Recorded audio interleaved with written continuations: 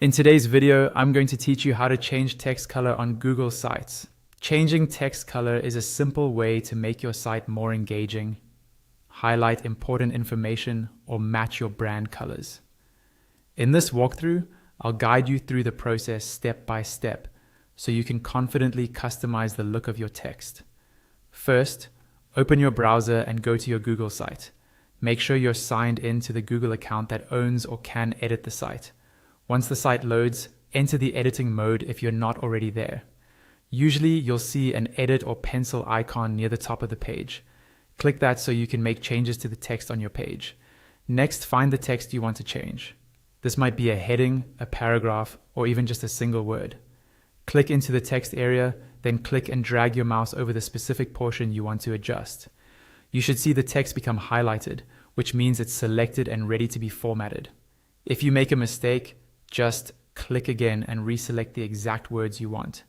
As soon as your text is highlighted, a formatting menu should appear, usually just above or below the text. This toolbar looks similar to what you see in other Google tools like Docs. In that menu, look for the text color button. It typically appears as a letter with a colored underline or a small color palette icon. Click on that text color option to open the color panel. Now you'll see a selection of colors you can choose from. These often include basic colors, theme colors that match your site's design, and sometimes custom colors if you've set those up. Take a moment to pick a color that is easy to read against your background.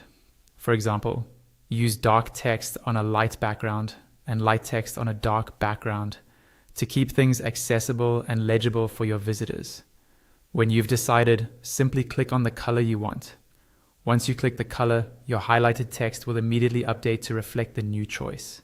Click anywhere outside the text to deselect it and preview how it looks within the page. If you're happy with the result, remember to publish or update your site so visitors can see the changes. If not, you can highlight the text again and repeat the process until you find the color that works best for your design.